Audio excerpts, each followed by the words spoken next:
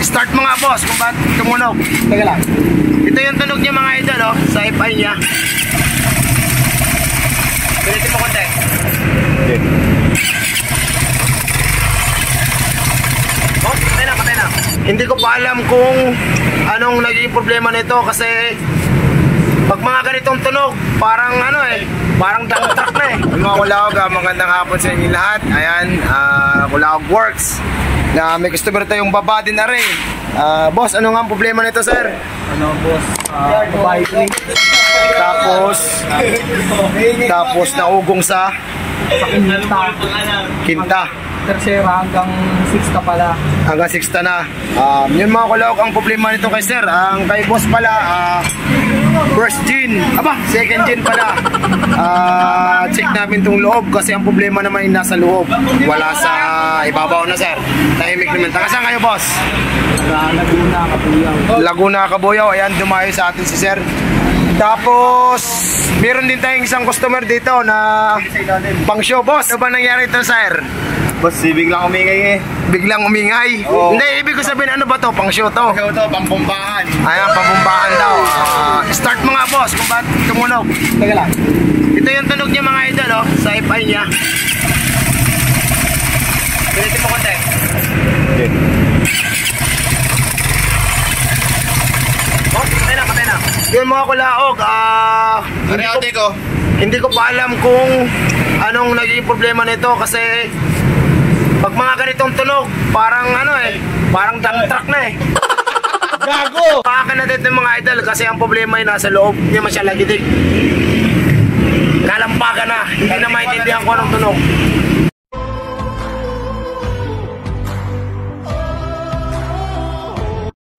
Babakin lang natin itong mga Kulawog para makita natin kung anong naging problema sa motor ni Idol. Sayang, forma pa naman. Tsaka shoutout sa may-ari nito, Bakar, FI, maporma. Kailangan pagka nagsasali sa show, kailangan may pera ka din pang gastos katulad nito. Ay pati brief nito, wala nang brief may-ari nito sigurado. Babaklasin na natin mga Kulawog para makita natin ang problema ng motor ni Boss. Yung mga Kulawog, habang kinakalas nakita na may basag na naman, hindi natin alam kung saan dakutin mga pre. Ayan, ito yung housing ng bearing, ayan. Ay, sira nga ang bearing nito, kaya pala ng kalampagan. Siyempre, pag pang show, yari. Ayan. Sa bagay, may budget naman daw ang may-ari, 50,000 daw ang budget, bibili na namin second hand. Gunggong! Barinig kita sa mukha Kakalasin na natin mga Kulawog para makita natin mamaya. Para makita kung ano talagang nasira. Okay na. The moment of truth. Yun, baka mawala pa. Bearing nga boy. Yung guys. Meron pa isa. Ayan mga Kulawog, yung bearing ng sigunyal niya. Ayan, yun ang sira mga idol. Kita na natin, yung housing ng bearing, tanginan lupait. Yung mga bulitas, nagsama-sama na lahat. Kaya pala maingay, parang kargadong truck na Ayan lang mga Kulawog, babakin natin to. Tapos, check pa natin kung mayroon pang ibang nadamay A few moments later. Ayan mga Kulawog ang motor ni Idol. Ayan yung function nila. Ayan, overhaul na, nababa na.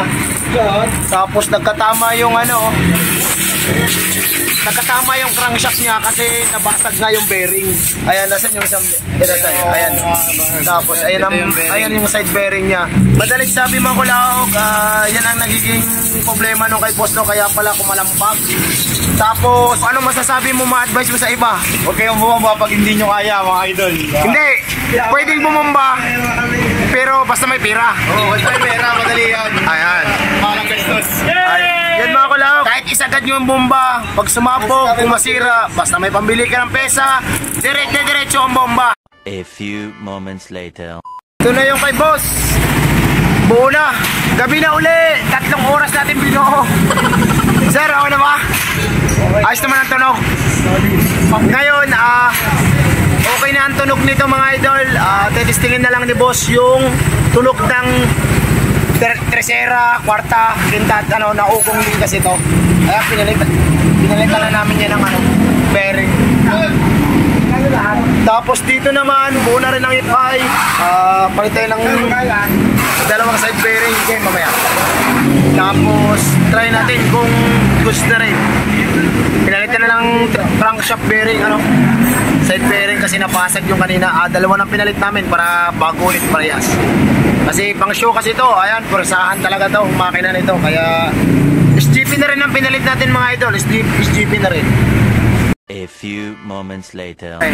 Ayan mga kulawag, paanda rin ang motor, no? Try natin kung ano. Ay, ito na mga kulawag, naandar na, goods na.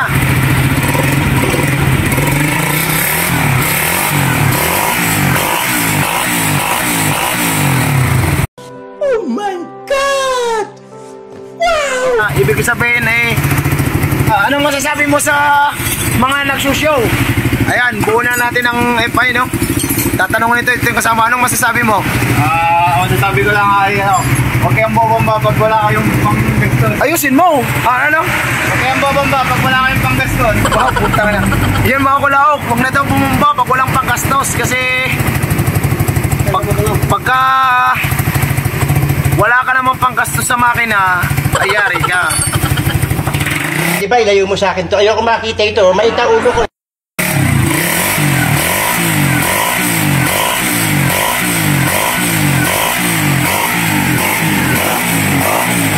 Yan mga kulawag, okay na ang FI, no? Yun na nga, ang ating diagnose, bearing talaga ang sira. So ngayon mga kulawag, kailangan pag nag-show kayo, paghandaan nyo na ang budget. Yun lang mga kulawag, no? Maraming salamat.